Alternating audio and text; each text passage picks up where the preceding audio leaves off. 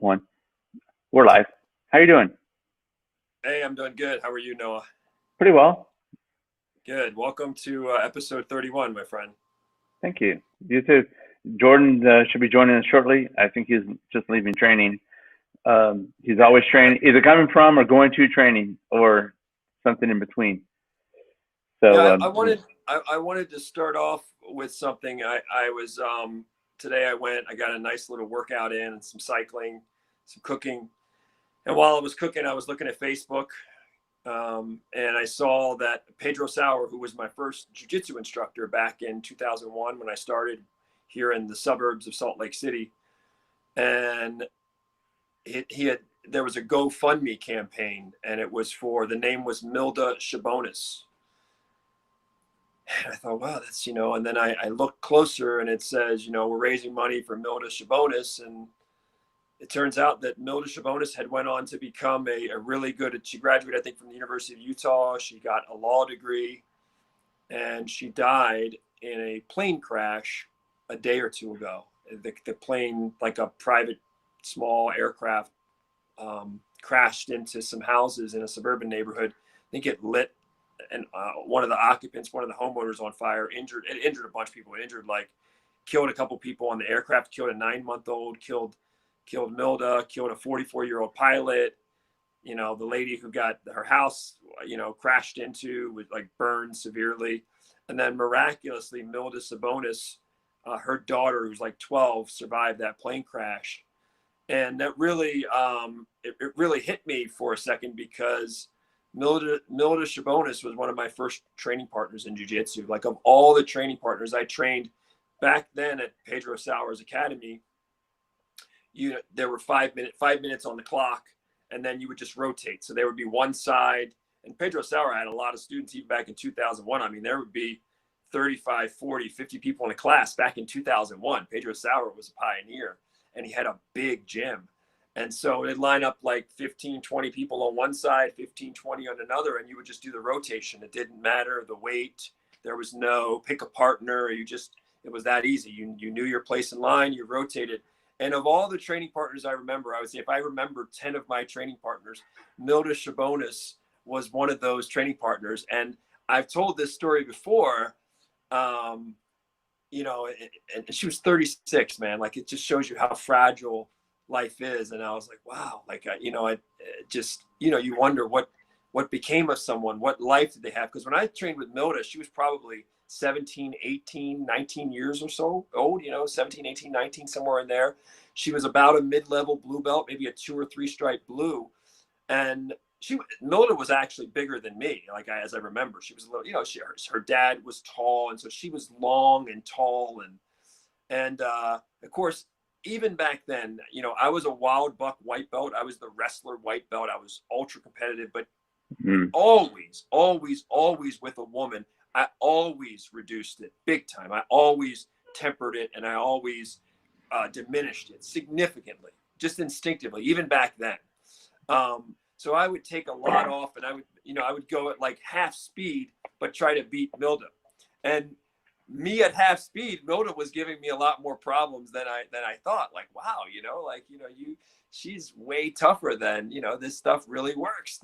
She was evidence. Like, Milda was literally one of the people that when you first get on the jiu-jitsu mat that shows you this really works, the power of jiu-jitsu.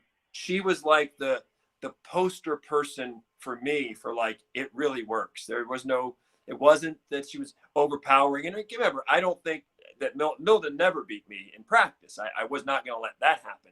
But I wasn't going to smash her. I was going to actually play technique and go, more at a half speed. But I was still blown away at how tough she was, and her technique being far superior to mine. And I was like, wow, this stuff really works. And so today, when I saw that, it really hit me. And I've said before, people say, why did I keep training jiu-jitsu? We're all different. Some people come in there, and if you're a young kid, your why is different. Sometimes your why, your parents chose your why. You're in there because your parents said you're going to be in there because they don't want you to get bullied, or because your dad wants you to learn respect, or your mom wants you to be tough, whatever, right?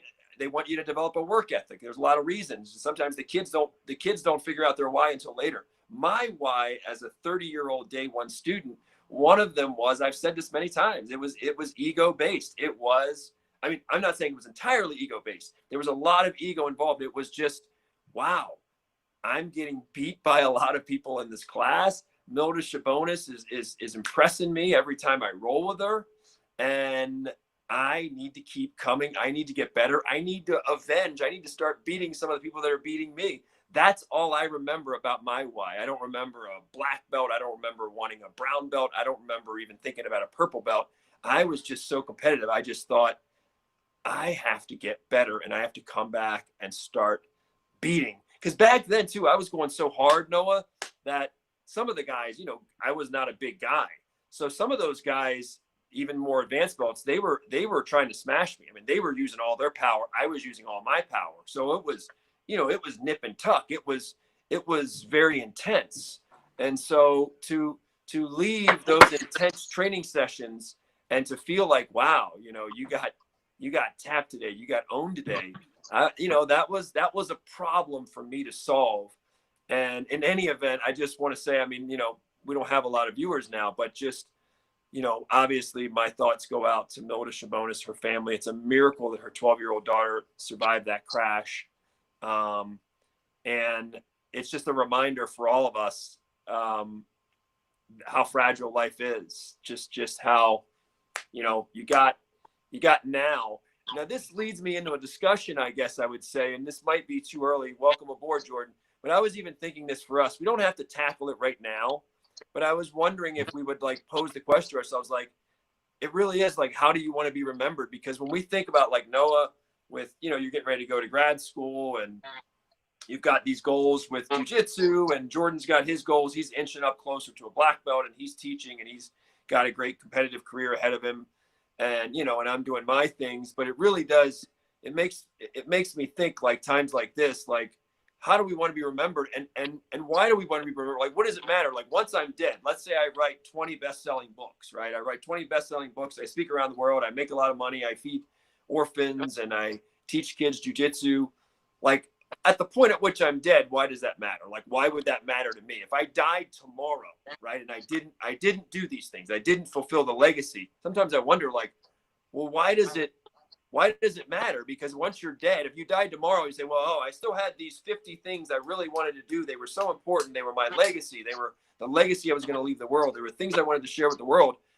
But if you die and you're not here, it's like, well, what, you know, what's there to feel bad about? You're not here, so okay, you didn't get it done. Like, it just, somebody's life cut that abruptly just takes me closer to like my end and think, why does, you know, again, I can answer these questions, but I pose the question to you guys too. Why does this stuff matter so much when in the end we die? Now, maybe there's something after death, maybe there's a nothingness, maybe there's a whole lot of somethingness going on, but what we did in this world, the question, it just reminded me. That's what I was thinking. That's what I was thinking of today when I was cooking and I saw that story about Milda Shabonis dying. So that brought you back to the why. That's that's some powerful thoughts that you know, these are powerful emotions, powerful thoughts. What is it that I'm doing? And, you know, you get into these existential meditations. Let me just say, hey, Jordan, nice to see you. What's up, guys? See you guys? Yeah, Frank opened up with he opened up with some news about one of his first training partners years ago passing away in a plane crash, and so he learned about this through Facebook, through Pedro Sauer, with knowledge that her 12-year-old daughter survived the crash. What a trooper! This gets into what do we live for? You know, fundamental stuff. You know, I'll say that if you've ever been really, really sick, or if you've ever gone through any kind of life trauma, um, and divorce is much harder than a death. And Frank, you and I both have gone through that. It sharpens your ability to prioritize what matters to you. It makes You're you not scared of signing any future contract. yeah. Or scared of signing that contract. What was that first part, Jordan?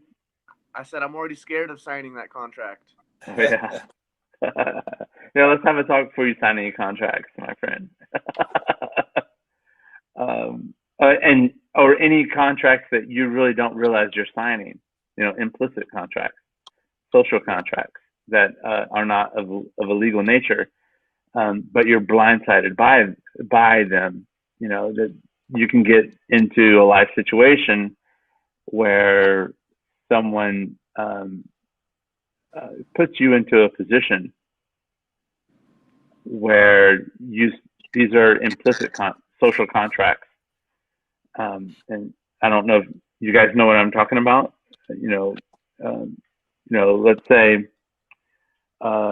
Let's say I have a friend and I'm helping him out with his business, and I'm not being compensated for it, but I start to learn personal things about this, and so there's an implicit social contract that I'm in confidence about what they're doing, and it's not something that's maybe I'm not talking about legal, but I'm talking about maybe personal ethics. You start to judge, or you're in that place where you have information you want to place a judgment about them. There's tons of ethical dilemmas with implicit social contracts, and you kind of have one there where you're like, at least let me say something on our podcast today about this person and her GoFundMe as a way of give back. Something you can do, some kind of positive action you could do. There's a lot of material there, Frank. I don't know where you want to take the conversation today with that. As far as your why do you train? I just saw an article. Let me say this. So this is a very important, and this, I'm not reinventing the wheel here. This has been around forever, but it's the best. It's the best way to write a story. It's the best way to write a book. It's the best way to give a speech. It's the best way, I think, to approach your jiu-jitsu career. And that is, it's the best way to approach life, designing your life. And that's just to begin with the end in mind. How do you want it to end? How does this end? Right? That is such an important question. Before any speech you write, that's what you want to know. People say, well, I should write this, and I should write this, and I should include this and this.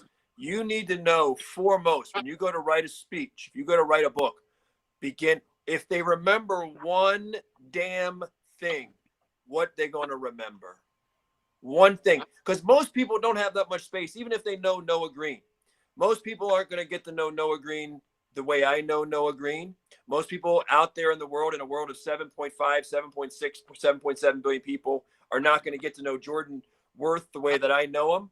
If they come across Jordan Worth, most people, it will be a matter of, even if they spend 10 hours, 20 hours studying Jordan Worth, it will come down to Jordan Worth will have about 20 seconds worth of their brain, ultimately. And it will be, what do they think? If they were to tell a friend, so it works like this. Somebody follows Jordan Worth on his channel. They've never met him. They're familiar with him loosely. They've seen him grapple. Jordan Worth's name comes up to a friend. What do they say to the friend? What's the 15 or 20 or 30 seconds in their brain that computes, that calculates and comes out? And what's that common story, that 15 seconds, 20 seconds, 30 seconds worth of story? And they say, oh, Jordan Worth, that guy who blank. Oh, Noah Green. I'm not talking about your closest friends. I'm not talking about the 100 people. I'm talking about everyone else too. And say, if they only remembered one thing, Noah gave a speech today, Noah from this podcast, what's that thing they're going to remember? Because they don't have room to remember too much about you. One thing, maybe two, maybe three if we're lucky. What are they going to remember? Well, a lot of times what they're going to remember is based on our intention. It's based on what did we set out for the world to remember about us? What did we set out? That's probably what they're going to remember. Mike Tyson at age 13 said Gus D'Amato and Teddy Atlas planted the seed.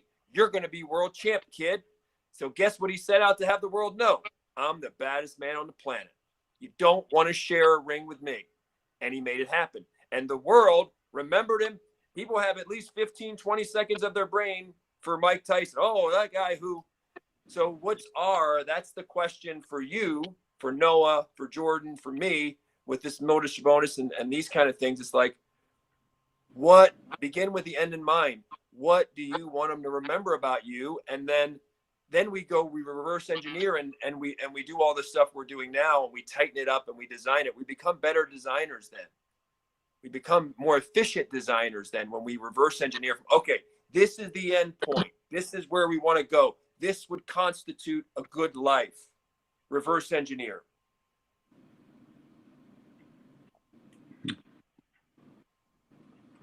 I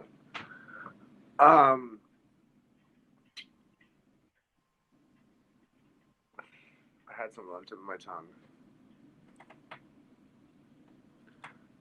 What you're talking about, when you talk about the begin with the end in mind, there's a very well-known speaker.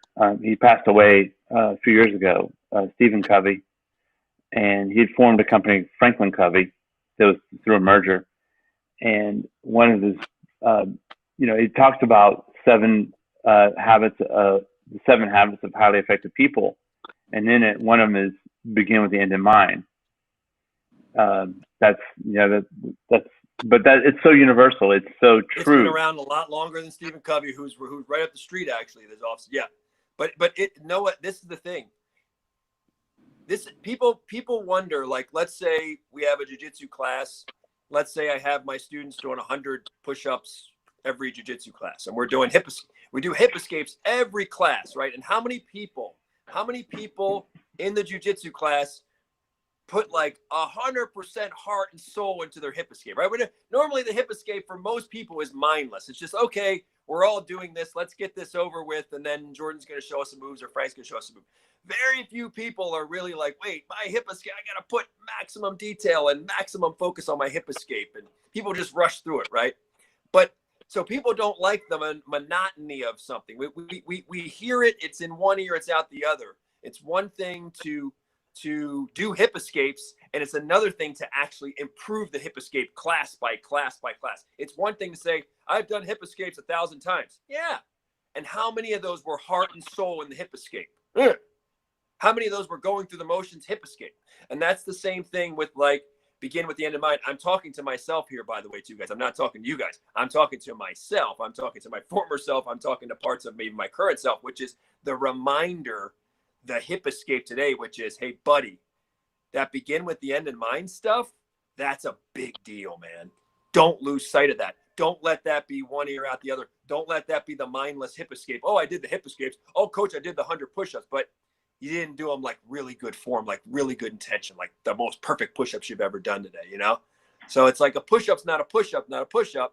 And begin with the end in mind. It's like, how living and breathing is that in our life? Because it's like, you guys saw Braveheart, right? You guys saw, I'm assuming, I'm going to get off this podcast right now if both of you didn't see Braveheart. 1995. It's been out for 25 years. Jordan, you saw that. Please tell me you did. Yes. Okay, good. All right.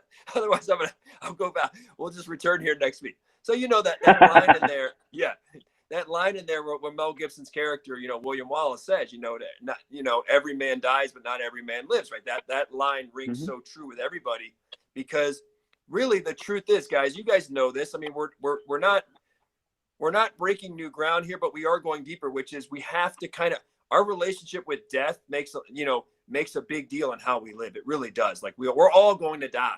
The Milda Shabonis, that plane crash is a reminder. Some people are going at 36. It was a 9-month-old baby on that air, a 9-month-old kid on there.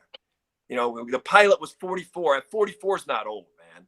44, 9-month-old kid, 36-year-old, 12-year-old girl who survives. We're all going to die. What are we going to do? Like they say, between the dashes on the tombstone, what are we going to do between that?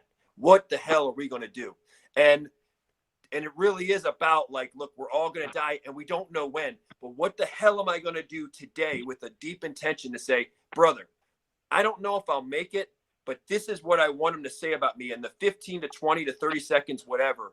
I'd like this. If I could paint it up, if I could draw it up, this is how I want to be remembered. This is what really deeply, truly matters. And cut out all the bullshit that we clutter our minds with. That's just bullshit. That's just inefficient bullshit that doesn't matter. And it's really zeroing in on that. What the heck matters, you know? What the heck's going to ultimately matter at the end of the day when we're on our deathbed or when our friends are gathered around? And it's like, what the hell really mattered? What the hell would we want them to say about us? If that's what you value is what they say about you. To me, I approach this more of not what someone would say about me, but the richness. It's kind of like a ratio of the amount of time I'm spending dialed in to life as opposed to numbing myself. You know, whenever what I'm talking about is, you know, oh, I'm going to go do hip escapes. And you're using that as an example. And you get out and you just go through and you just do the body movement, but you're not bringing your whole self to that. Mm-hmm. It's not your attention, because your attention is limited. That is a finite resource. You know, your brain is like a muscle. It's going through metabolism as well. You can only sit and do calculus or something that requires all of your focus and attention only for a certain amount of time. And you have to practice engaging your focus. And what you're talking about is bringing yourself to your attention and bringing your attention, lighting that attention on fire and digging deeper into the moment that you're in. And should that, you know, and then we get it back into other things like, well, should that be something you're focused on? You know, as far as aperture, you know, are you focusing on the right things? Let's just use the hip escape as an example a little further. When I'm in class at Henzo's, you know, there's a bunch of people there. And so the warm up, the group warm up consists of running around in the blue basement, running around and around, okay? And use that as a moment for me to check in with some of my friends. Hey, how you doing? This is some chatter, all right? Sometimes Igor will say, too much chatter, shut up, and it'll be silent, okay? You'll just hear feet hitting the mats and people breathing.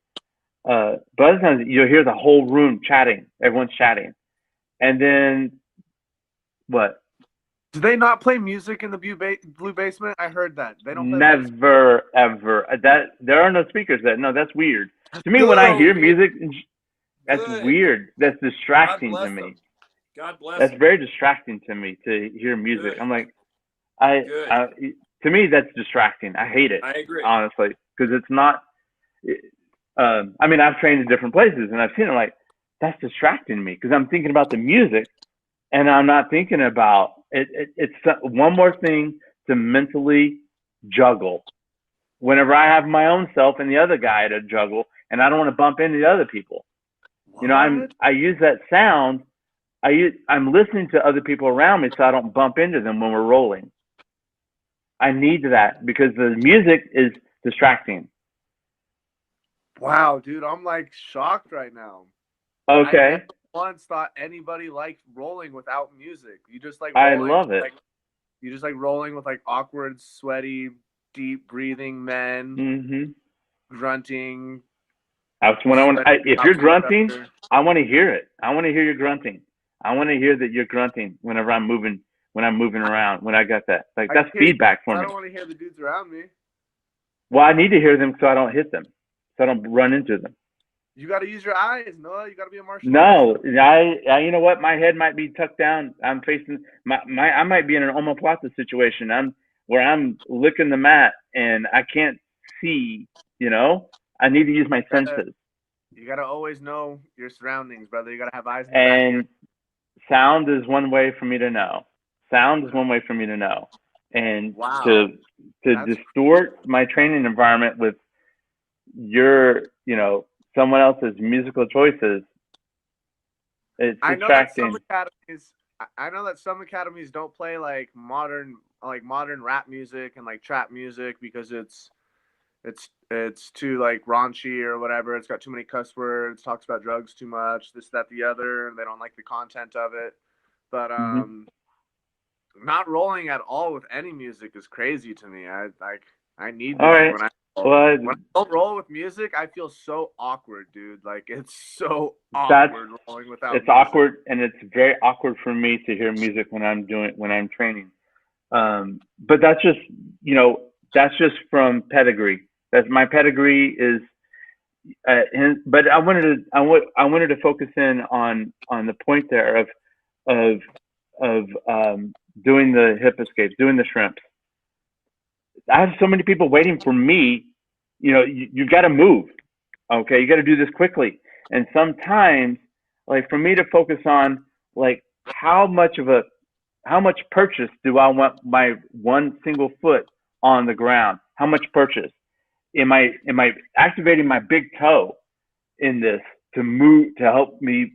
Am I putting all five? Am I putting all five? Your big toe and your little toes. Am I putting all those down on the mat? You are the example. You exemplify in that situation. You exemplify most students, because most students, instead of really paying attention to the technique and where's my toe positioned and did my hip get out far enough and am I really on my side, most of them are just thinking, let me not be the person that slows up class and slows everything else up and gets in everyone else's way. Well, I mix it up. Sometimes let me not be the clumsy person that does it too slow and holds. That's what I'm talking about. Yeah, is it because I have people hitting me. I don't hit others ever because I'm a turtle, but I will. I see the guy coming at me, and I'm like, what I'll do is I'll just create my own lane and go. I don't care. I don't care. I'm not trying to. This is not a race. Like Henzo's not over there saying go faster, go faster. He's not down there. But my classmates are, they want to. But it doesn't matter. That extra few seconds it takes for me to get down the length of the mat. What I need is actually, even as a blue belt, seasoned blue belt, I'd like some feedback. I'd like some feedback. But at Enzo's, what they're doing during that time, they're filling out the attendance cards. They're filling out attendance cards right then. Yep. And so they're not, Igor or Hobson. I'm not calling them out. I'm just saying names of the instructors. There's many others. They're not giving feedback to the trainees during that time.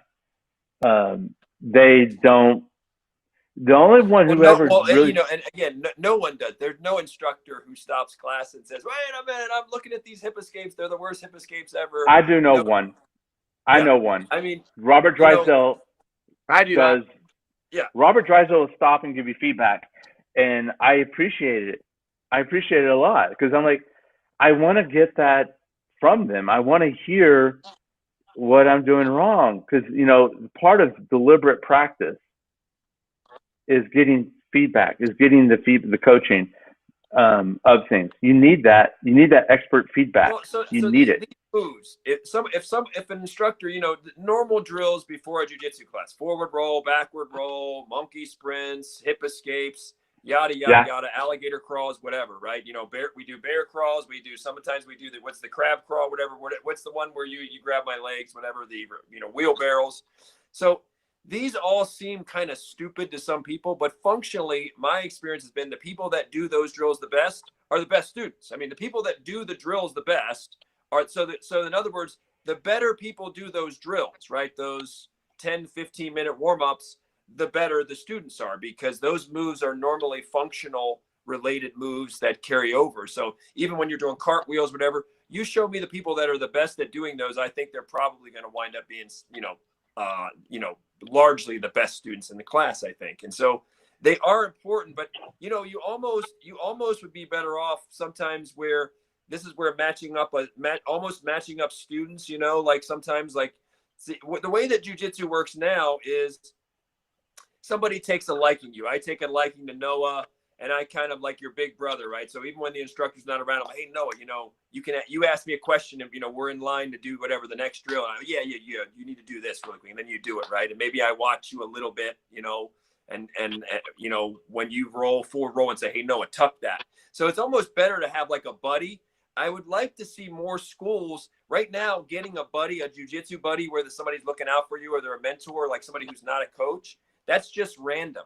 I would like to see it with more intention, where it's almost like somebody, if you don't wind up with somebody's almost assigned to you at some point. Like it's almost like this is your blue belt big brother or whatever for right now, right? Like if you don't have one, if you don't wind up with one, and then they sort of keep an eye on you. They sort of keep an eye on you, and you can bounce a question off them while you're in line or something like that. Because the classes do move quick, so it's hard for the instructor to like be there and tell everybody, hey, your hip escape, yada yada yada. It seems like the Gracies take the approach of that'll happen naturally, without any intervention. That's just my take on it. Trained in different Gracie academies. And definitely when you have a workout partner, that's clearly obvious, that people work out more intensely, there's more focus, and they don't skip trainings if they have a training partner. Navy SEALs have swim buddies. In the Marines we have there's always two. I can't even remember what we would call that. Other than we just say take another Marine. You always check. Like anytime I'm at work, I check out with those around me, and that was weird when I was becoming a civilian. I realized that civilians don't do that. If I say, hey, I got to go down the hall, I'll be back in 20 minutes. I would do that in the workplace, and then I realized civilians are not doing this.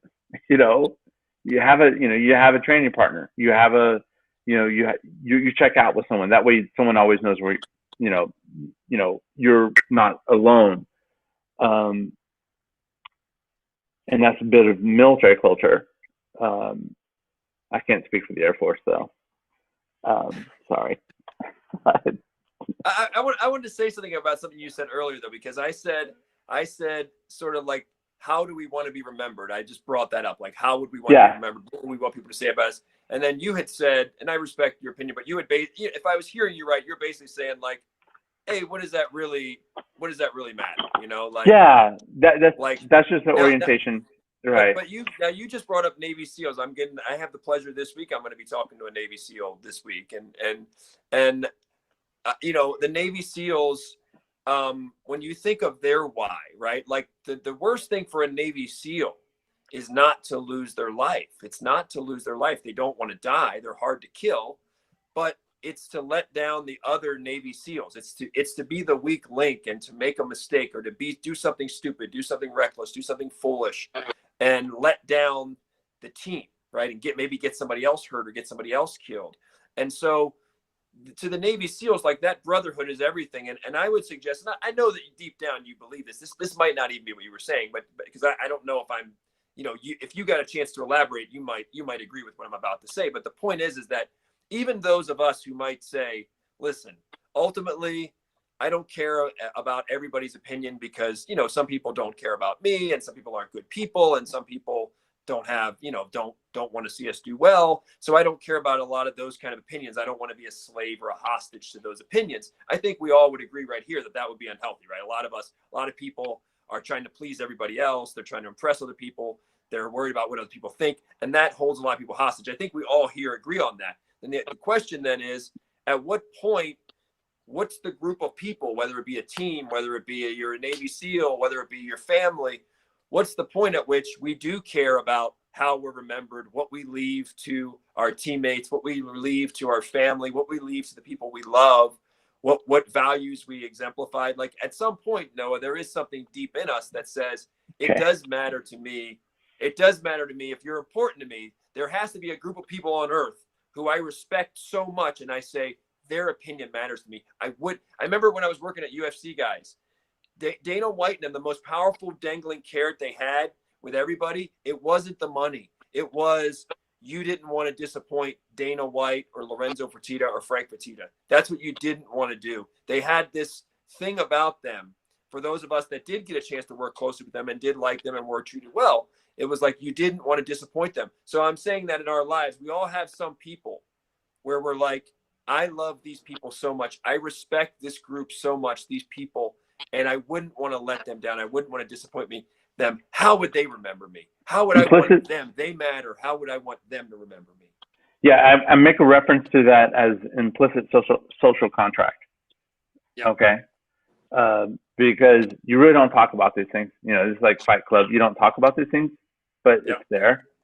So, for example, let me give you a prop. This guy right here.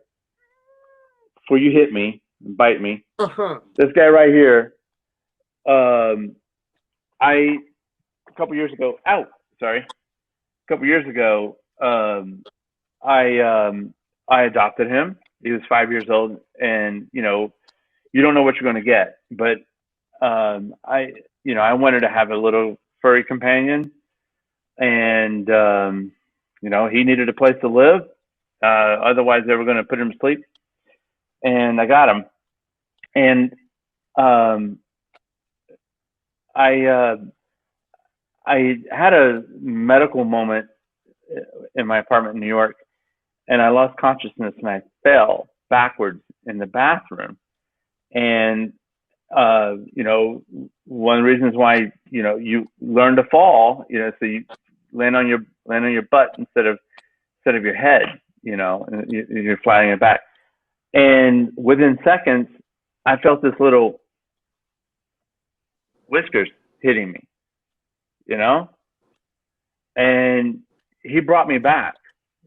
You know, he woke me up because I had passed out, lost consciousness, and you know, he was right there, like, what the hell are you doing on my floor? You know, I didn't know where I was at. Put my hand out and went straight into the cat litter. Oh, you know, and yeah, I was like, oh, I'm in the bathroom. I must have just fallen. And so I was really, in a moment, I was really thankful that I had that cat because he helped reorient me, you know, kind of wake me up. And that's, you know, he's kind of like giving back to me, like, there's a little, you know, it's a relationship. It's a cat, but he's looking out for me, you know. And so I said, all right, for as long as you live, I'll always take care of you. You know, I'll take you to the vet, water, food, litter, and deal with you scratching me. And that's kind of an implicit social contract that I have with a non-human. That's his tail. Get out of here. You know, we develop these implicit social contracts in our lives, where it's like, all right, you do this for me, I do this for you.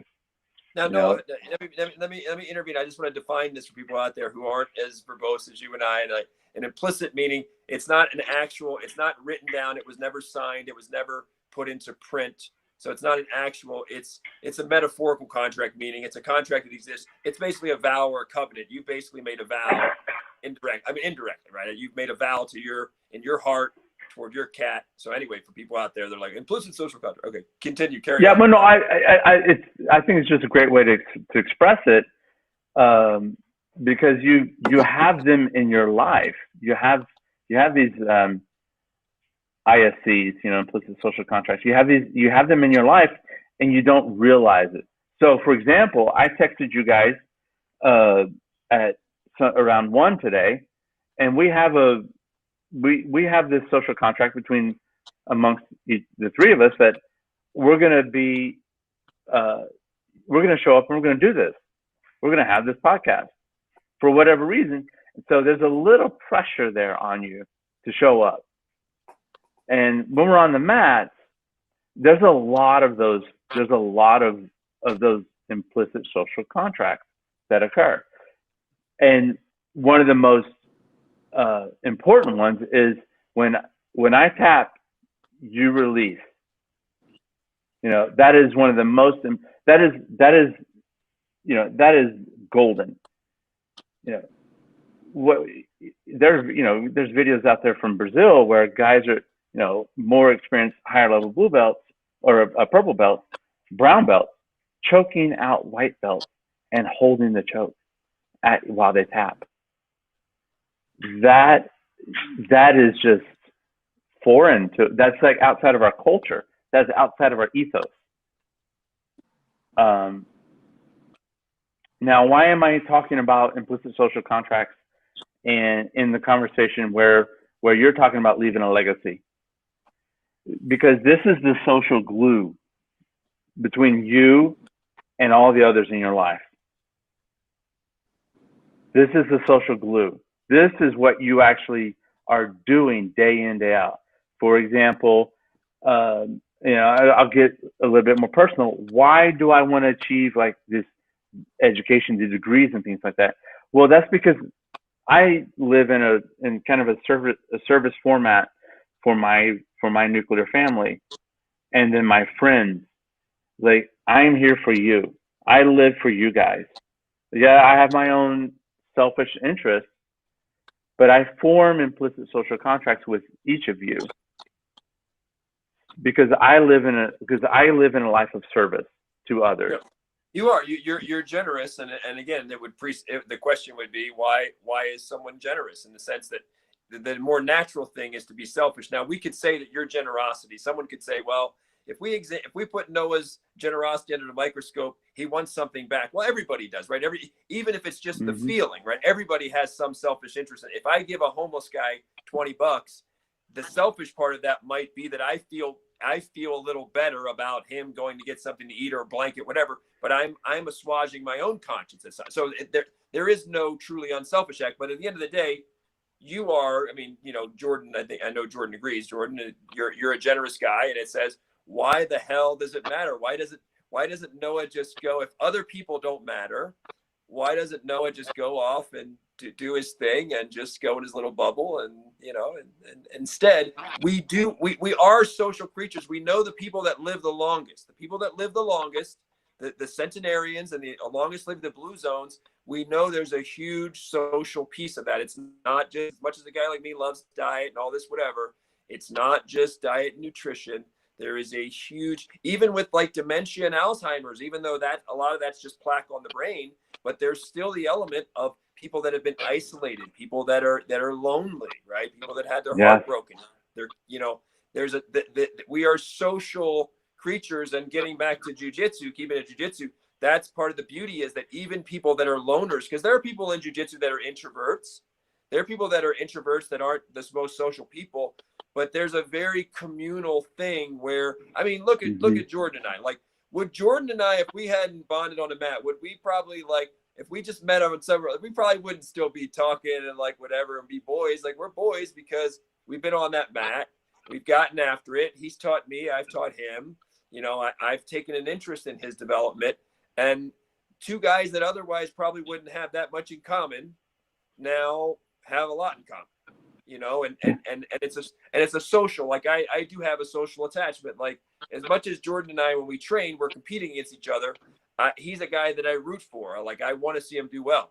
There are other people that I've competed with in other industries. I'm like, I want to win. Like, I don't want them to win. Now I'm trying to work on that. I'm like, wait, Frank, it's good for you to want to win. There are other people I'm like, no, I don't want him to win. That person's not the right person. I don't want to see them win big, But like someone like Jordan, I'm like, no, I want to see that guy do well. I'm working on the other part, by the way. Yeah, I definitely want to see Jordan do well. I want him to win his fights ethically. I don't want you to flip out of your trunk. He's steroid free, man. I can tell you this: the dude is steroid free.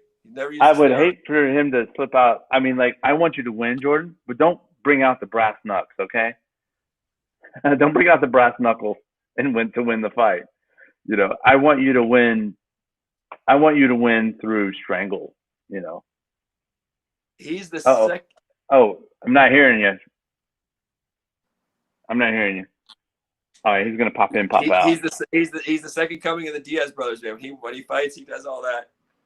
I think he's the Sean O'Malley. I think he's a new Sean O'Malley based on his fighting style. I would Sugar Sean. Jordan, I would like Jordan to keep his hands up a little more, but you know, it's part of it's Jordan. It's just Jordan style. Jordan, I think I hear your volume again. You say something? Hello. Yes. Testing. Yes. Jordan, I know. Don't fade on me, my friend. Don't fade on me, my friend. We want you to win ethically, though. Ethically, I want to see choke. I want to see your next fight choking him out. I want his face to go white with no blood in it. Yeah. When are you competing again, Jordan? When are you? What you are need your to plans compete for competition? Yeah. Man, I've contacted Tough Enough, but Tough Enough isn't having any events right now. I'm trying to get a fight as soon as possible. There's not really any jiu-jitsu events this year in Vegas anyway, so I'm looking at leaving out of town and possibly leaving to like Texas to do fight to win or something like that. I want to compete this year again for sure. I'm just trying to figure out how and where. What would be the path for Jordan to go on Dana White's Contender Series? What is the path to that? Because I watched it and I know there's some more episodes coming. Like, you know, because I saw what's his name? I saw him in the audience. Well, I think someone like Jordan is exactly what they're looking for. I mean, he's a unique character. He also fights outspoken. like Sean O'Malley. And I say outspoken, meaning I'm fairly outspoken too. So I mean, he's outspoken. He's a genuine character. You know, he's different. Jordan's just a different dude, and his game is funky. I mean, Jordan. You know, you think of like a Ben Askren for wrestling, but that's kind of like Jordan. Jordan's got a very funky grappling game. It's just a very unconventional. So I mean, I think, you know, a lot of the element you watch the Ultimate Fighter and the Contender Series know more than anybody right now. And you know, there's a lot of it's not just Dana White or Sean Shelby or the matchmakers. It's the producers. The producers have to sign off on you now, right? So the producers, the TV producers also have a say in who gets on, right? Oh, of course. I'm not saying everybody. I think he's the next Sugar Sean O'Malley, and when will it be? When will it be good? When he keeps his hands up, you know, we got to get. Because you know the thing. You know, one of the things I've said this about Jordan before too. One of the things about Jordan is big for the weight class. Like some guys carry their weight different. Jordan carries his weight. Jordan is a guy that's bigger boned. He could be, if he fought at 35 or 45, as he develops and matures even more and his man muscles come out even more, he's a guy that can be big for the weight class. You know, his hands are big. Scary. Yeah. How tall are you? What's your reach? What's your measured reach? No idea. Zero Really? idea. Oh my goodness. We need to get your stats done. How do they do you know how they measure reach? Is it from like some kind of like shoulder against the wall to fingertips or fingertip to fingertip? I don't know, man. Well, how do they measure reach? Regular reach is just the one arm, you know, from I guess there to there, and then the wingspan is different. You know, like John Jones's wingspan is like the 84.5 or whatever, and that's like, you know, that's like your, you know, like dinosaur reach or something, you know, and then you've got a normal reach. Some guys 73, 74, 75, whatever. Oh yeah, that's one of the things. Yeah. But I want you to win your fights. You know, like whatever you are pursuing. In my mindset, I'm on team Jordan. What does Jordan want? You know, I'm on team Frank. What does Frank want? What is it you want that's going to make that, you know, that you go for it? And how can I help you with that? That's the social contract that we have. Yeah, You you've know, always been that way, Noah. Jordan, when are they getting you EBI? You haven't been on EBI yet. You'd be perfect too for EBI. sup, Have you ever inquired or you've sup. looked into that or? You need some exposure. I was gonna say I'm not cool enough for any of these things yet, man. I gotta compete more. I gotta win some bigger tournaments in order to get into these events. So it's coming. Yeah. We have to. Frank, we really need to get together and start mapping out dates and the pathway, so he can be on Dana White. Maybe your remaining favor is to call Dana and say, "I got somebody for you. He's in Henderson. You don't have to travel. He's in Henderson. You know." He's in Hendertucky. He's in. Hey, were they calling it Hendertucky? Like I started calling it Hendertucky, whatever, when I saw it, 9-10 years ago. But had they been calling that Hendertucky for a long time? Or was that only fairly recently, Jordan? This has been Hendertucky all my life, my friend. Oh man, all right. Yeah, well, that's good. Somebody really smart thought of that Henderson because it's Henderson, but it's the most remote corner of Henderson. It's a great name. Hendertucky, yeah. Hendertucky's its own thing, man. Hendertucky's like when they ask you where you're from, you shouldn't say Henderson, Nevada. You should say Hendertucky, Nevada. And everyone's gonna be like, Hendertucky, where the heck? You should put Hendertucky on the map, literally. That's part of your legacy. Part of your legacy is gonna be to put Hendertucky on the map. I think so. I believe you, Frank. I definitely believe you, dude. Hendertucky's my neighborhood, man. I'm from Hendertucky. Boulder Highway and Lake Mead represent. What's up? No, that would capture people's imagination so Exactly. much. Yeah, I think you're on something there. Who's that UFC fighter? Who's that UFC fighter? But you could make it exist. Who's that UFC fighter? Local, the wrestler.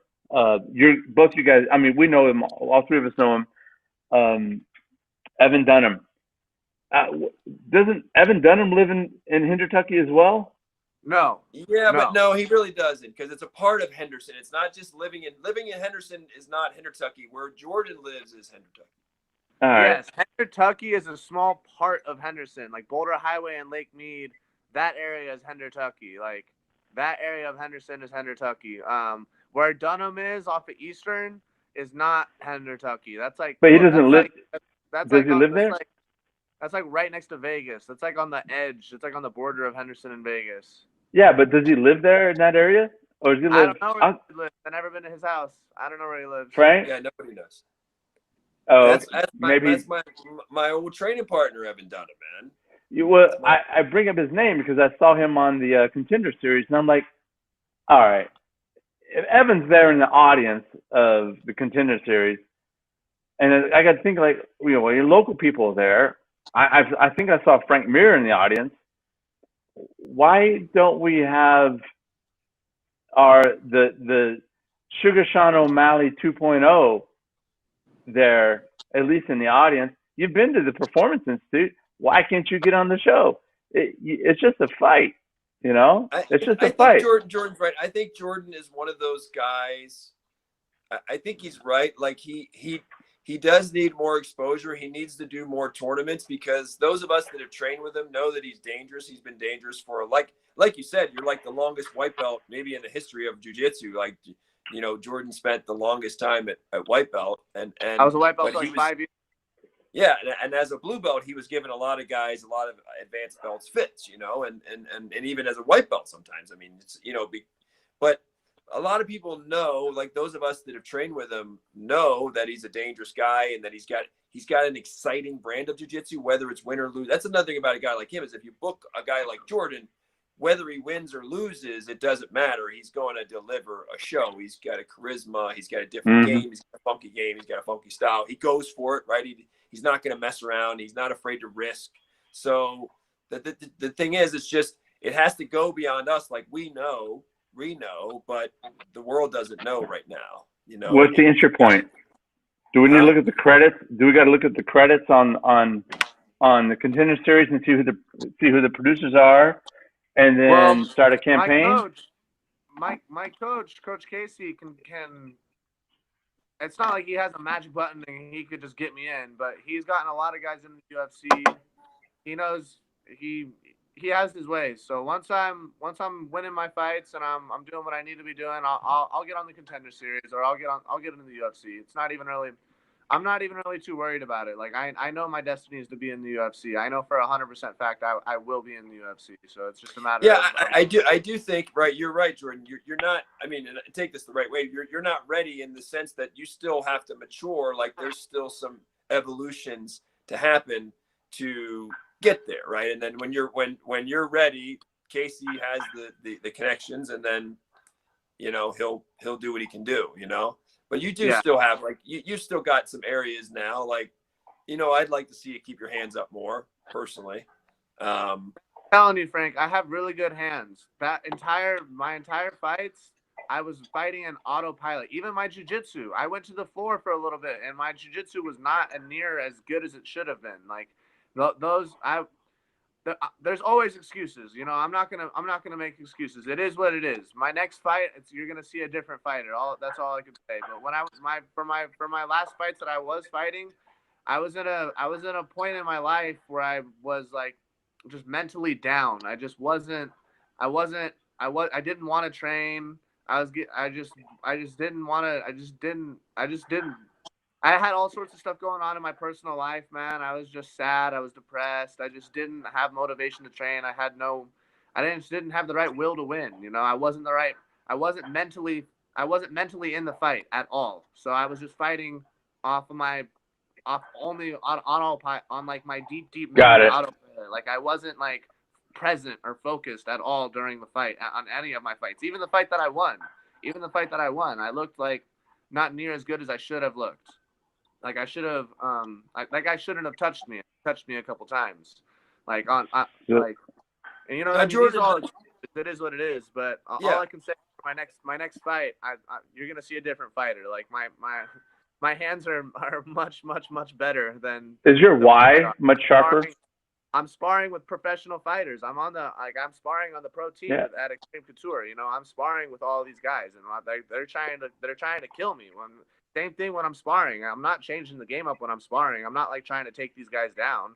I'm not like going to my wrestling and just doing my jiu-jitsu and sparring. I'm standing with these guys that are professional fighters in the UFC, in the PFL, and in Legacy, and all these different organizations, and I'm holding my own. I'm doing good. It's just a matter of controlling my emotions and feeling good on fight day. Is there a way? Did you guys watch the UFC events last night? I did not watch. I saw some of the replays, and I read some of the reports, and I actually did predict. I think I went 3-1 predicting last night. I lost the Gustafsson fight. I thought Gustafsson would keep it standing. I knew that if he went to the ground with Verdum with those long arms, I knew he'd be in trouble. But did you guys get a chance to watch last night, or? I seen the Verdum Gustafsson fight. I seen the finish, and then I seen the Robert Whittaker Darren Till fight. That was a great fight. On Saturdays I've been pretty dedicated to watching the UFC, but last night I don't know why I wasn't compelled. I wasn't compelled to stick with all the fights. I didn't have that interest. Something was off about the production to me. I don't know what it was, but I wanted to see that Russian kid though, Kazmat Chimaev. That was an exciting. I did not see the fight, but I saw a highlight and I saw the stats. Oh my goodness. Such a lopsided stat of like, what's it, like 172 punches landed to 2. He had that Dagestani handcuff going on. That had to be like 10-7 rounds. That had to be like 10, however long the fight lasted. If it was 2 rounds, it were like 10-7 rounds. Those can't even be 10-8s. That's like almost like 10-7 rounds, which is pretty crazy. Yeah, it was amazing.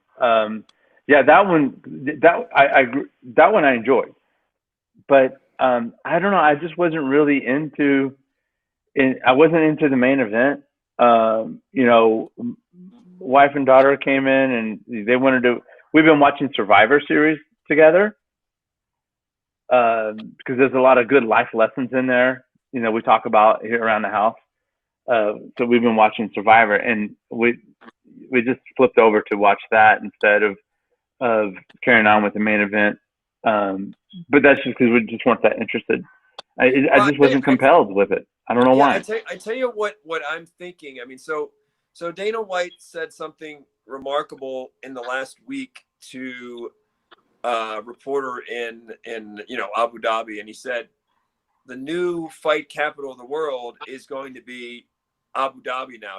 It will not be Las Vegas. He's like, he's like, I guess if things settle in Vegas, it could be Vegas, but right now it's Abu Dhabi and it could stay Abu Dhabi, and that was really remarkable to say, to see this shift now with all of the uncertainty and the venues, and particularly the strictness in Nevada with venues and hosting fights. And it's just interesting to see this power shift, because what that's going to mean. So that the thing I'm seeing right now is there's a couple of things that jump to mind with everything that's going on there right now. Remember, Dana White used to say, he's been saying this for probably at least 10 years. He said, listen, MMA will be the biggest sport in the world. And people laughed at him. They were like, soccer, of course, is the biggest. And then you've got cricket. And then, cricket's actually, I think, the second biggest, just because of the volume of people in Pakistan and India. You've got 1.5 billion, and a half people or so.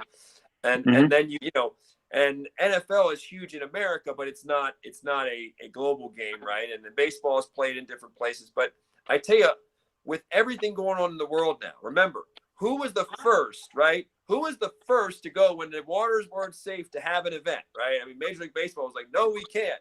NBA, no, we can't. NFL, no, we can't.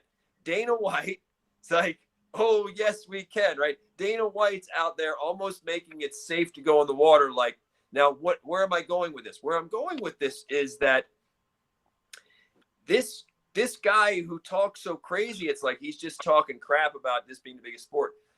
I'm not going to say it's going to pass soccer and it's going to pass cricket, and basketball is huge globally. I'm going to say this. I think it nips at the heels of basketball sooner than anybody thinks. And the reason is, especially, like, I think that the stars are aligning even with all this. I think one of the sports, as we're seeing, one of the sports that can survive is fighting. Like, fighting can still find a way because of the way the business model is. It doesn't.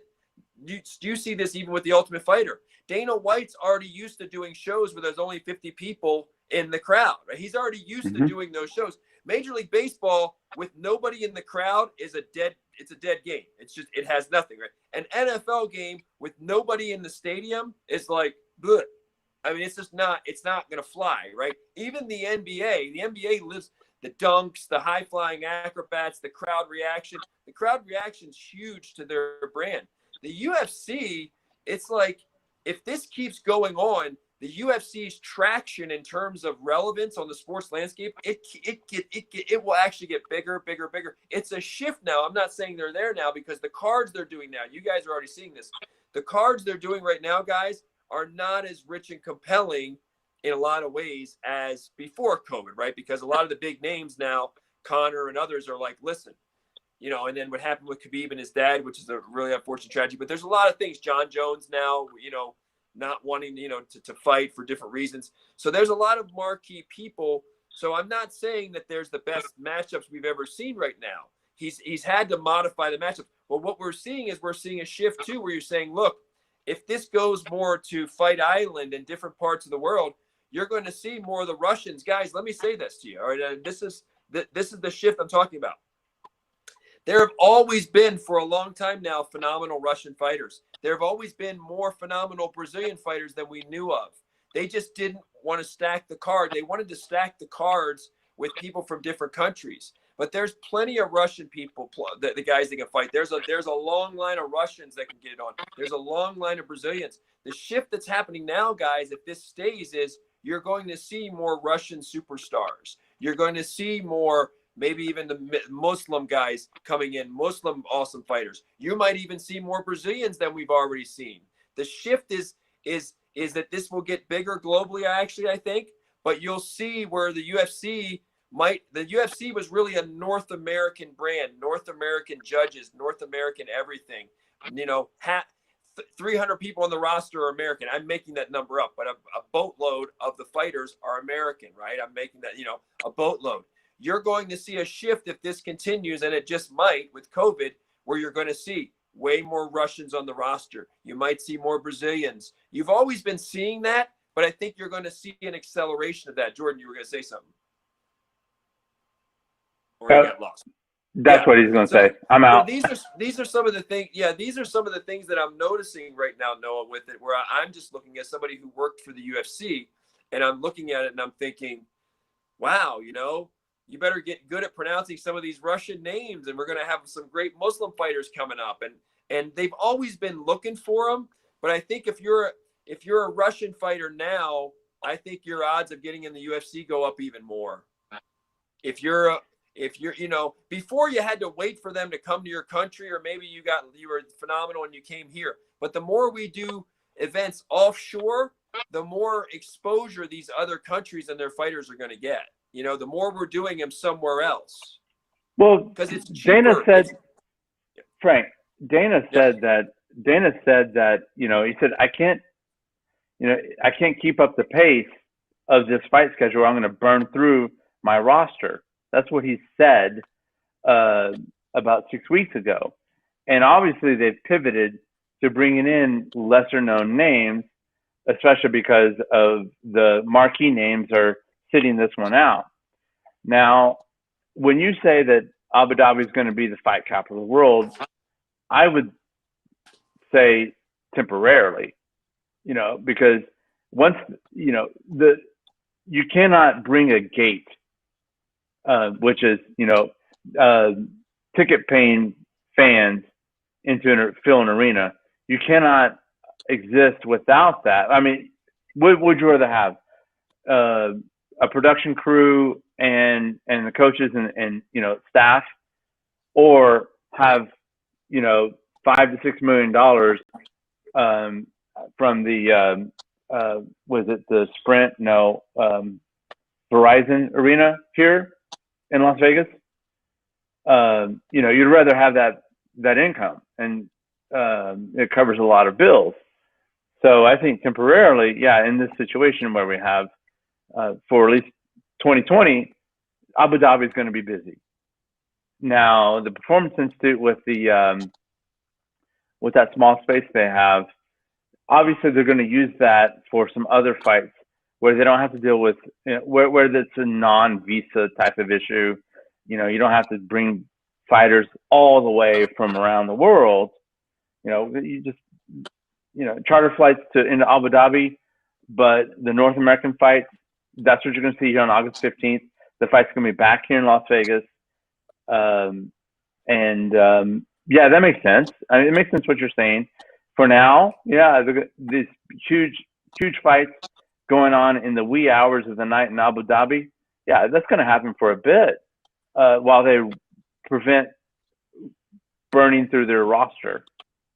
They're not going to burn through their roster and burn out all their talent. Well, there was one fighter last night who fought just weeks ago. He's back in the octagon again. Kazmat fought 10 days ago, and then that's what I'm talking about. Twice. These guys. Yeah. You're gonna. The UFC. I think it's Kemzat. Okay. Kemzat. Yeah.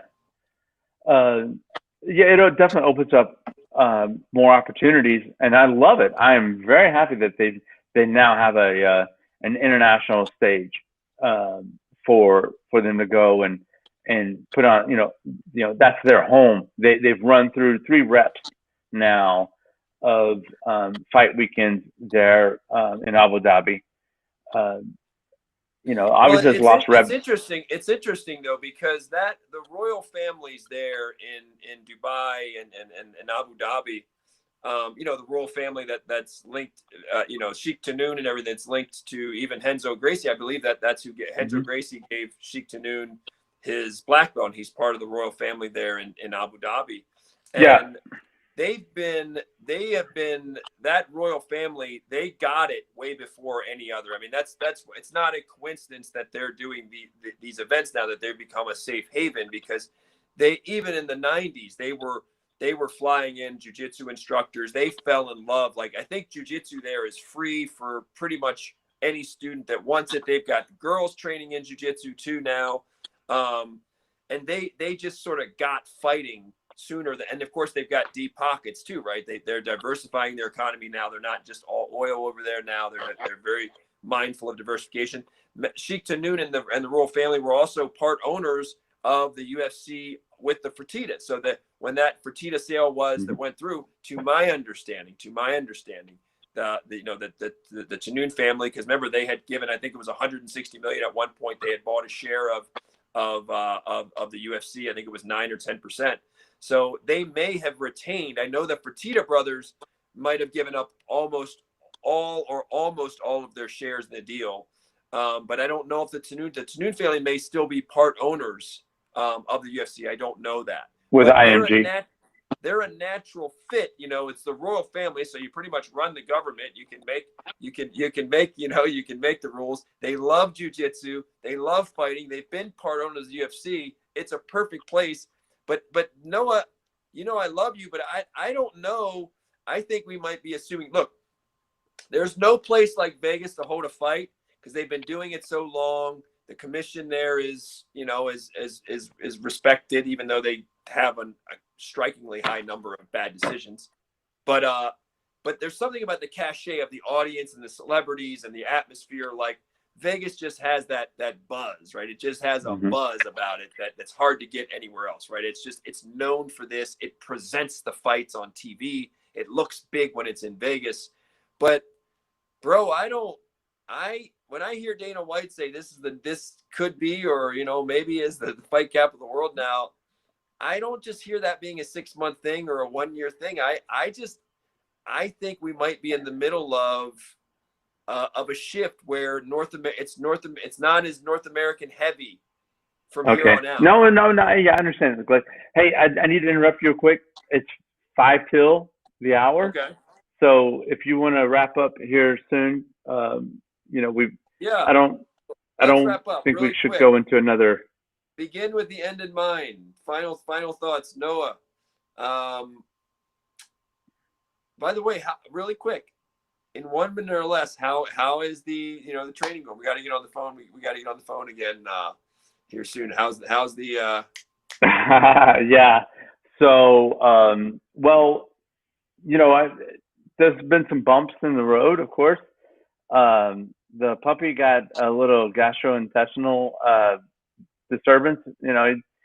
We were changing his food, and so he was like waking me up, and I was only giving myself a few hours sleep. I've got to revisit my schedule and fix that. But all in all, I'm holding myself more accountable than when I was not having a schedule. I drove over to Jordan's house this week to train with him, and I learned something fundamental with Jordan. You gotta call the boy, because Jordan lives day by day. He lives in the moment. Whereas I have my schedule. I know my schedule out for a week. Jordan texted me yesterday saying, "Are we doing a podcast today?" And I'm like, "It's Saturday. See you tomorrow." So before I hop in the car and go train with Jordan, I got to make sure he's going to be there. Because you text me. You didn't even text me in the group chat. I just took off after you. But I learned my lesson now. So yeah, it's much better to have the schedule. But I'm sleeping a little bit late. Jordan, I have a title. I have a tentative title for your first book. We're going to call it The Tao of Hendertucky, the Tao of Hendertucky, the way of the Tao in Chinese, I think, or Mandarin, means the way of Hendertucky, the Tao of Hendertucky. Yeah, that sounds good. You're welcome. I gave you your nickname, Know Your Worth, and now I just gave you the title of your first book. Jordan, know your worth. I know my fight nickname, guys. I know my fight nickname now. Actually, I know what I'm gonna do. What? You gonna announce it? Yeah, I'm gonna. Hit me. It's gonna be hilarious. All right. I got my opinions too, but so I'm half Spanish, right? And a lot of people don't know I'm half Spanish because I don't look half Spanish because I'm really white. And well, Spanish people are white, but Spaniard. Yeah. You're a Spaniard. A half Yes. Spaniard. Yes, from Spain, Spanish. Yeah, Spaniard. Mm-hmm. My middle name, I have. It's technically one middle name, but it's supposed to be two middle names. It has a hyphen in between it. My middle name is Elias Martinez, right? And all my life, people have always been like, "Oh, like that's a cool like alter alias. Like that sounds like a Spanish pirate or something. It sounds like a Spanish guy, Elias Martinez." And so that's gonna be my fight nickname, Jordan Elias Martinez Worth. Literally my name. It's gonna be my full name, and people are gonna be confused. My nickname is gonna be Elias Martinez. That's my middle name, and I've never seen it. I've always wondered that. Like I wonder if a fighter has ever just used their middle name as their fight nickname. That's what I'm gonna do. I'm gonna use my middle name as my fight nickname. Got it. Interesting. All right. Yeah, Pablo Picasso, just a side note to the people watching, I think Pablo Picasso had like 19 names. You know, the Latin cultures, Wow. they give all these, you know, the name of your grandmother on your maternal side, and this, that, the other. And, you know, and so anyway, I'm like Jordan. I have 4 names in mind, but some of those Spanish people get really. So Pablo Picasso, it wasn't like as his last name wasn't Picasso. Picasso was one of the names, and he realized, well, rhythmically, Picasso fits with this better. It fits with the whole artist mystique. So he kind of, let's move Picasso. Let's just move that one up. Like, just choose 2 of them. And anyway, I got to go. I got to get on the phone with the great Robert Drysdale. We can talk about this next time, you know. So Felipe Andro just left Drysdale. You know, he went to Alianza, and you know, we can talk about that with, you know, when people change teams and that sort of thing. You know, I've done that myself, so that's a conversation for another day. But anyway, guys, Jordan, thank you so much, Mr. Jordan Elias Martinez Worth. And Noah Green, thank you all so much. Everyman BJJ every Sunday, 1:30 Pacific time. We're here. This is episode 31. Episode 31. Any comments, feedback, we'd love it. everymanbjj@gmail.com. Guys, thanks so much. I'll talk to you soon. Jordan, I'll talk to you this week. Take care, guys. Bye, guys. Bye. Later.